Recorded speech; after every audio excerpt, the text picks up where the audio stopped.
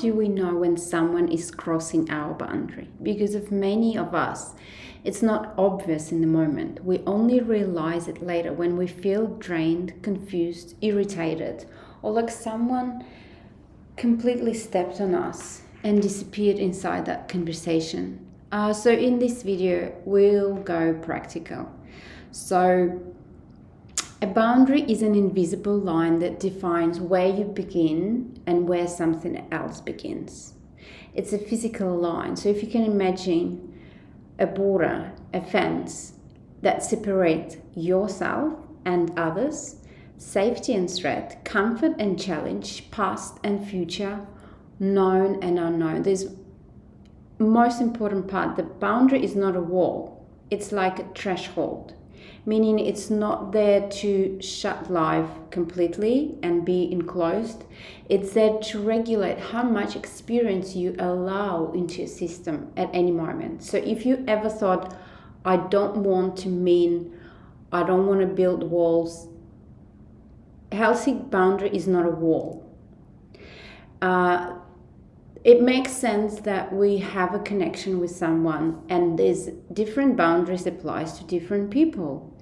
And our boundary is our nervous system. So when your body is saying it's too much, too close, not okay, it's not safe, it's not for me, most people think boundaries are mainly words.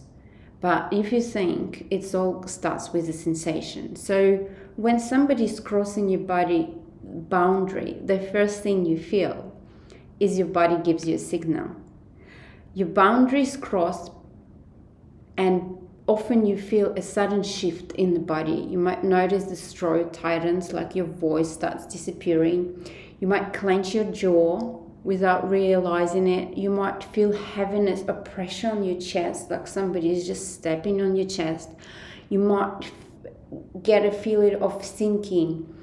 Feel it in your body. You might feel a heat rise quickly, like irritation or panic. Or you might feel a complete freeze of your mind, and your body goes into complete blankness. So that's not what is happening. It's your body reflecting and your nervous system reflecting that your body sensed that there was a crossing. And when nervous system detects the crossing, it usually goes into one of the 3 survival responses. You probably heard this before. So the first is fight.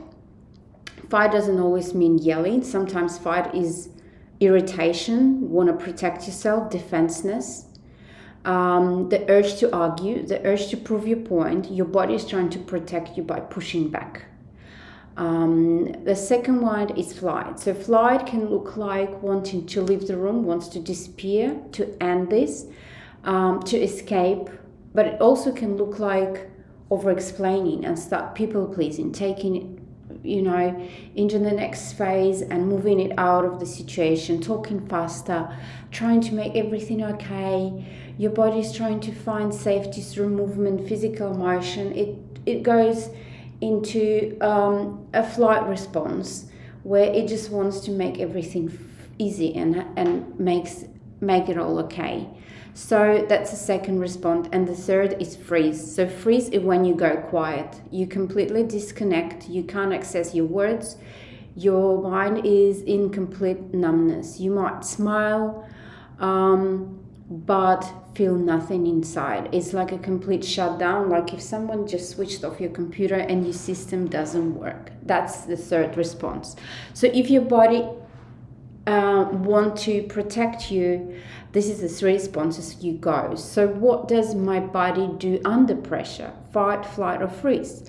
That response is often your boundary alarm. And the boundary crossing often leaves emotional fingerprints like guilt, resentment, confusion, responsibility, feeling I should be okay with this, I don't want to upset anyone, maybe I'm too sensitive, maybe I misunderstood something. So that's the guilt talking. The resentment sounds like, why do I always have to do this? Why am I the one who's carrying it all? why do I say yes, but I actually want to say no? I didn't mean it. And confusion just goes into what happened. Why do I feel so weird? I don't even know what happened and what to think from this. And responsibility usually sounds, it's my job to make sure that everything is under control. If they're disappointed I did something wrong, it's my responsibility for what happened. And these emotions are not random. They're often signals that you moved away from your truth in order to maintain a connection. So sometimes the boundary crossing is not just your internal reaction. Sometimes it's also visible from your behavior.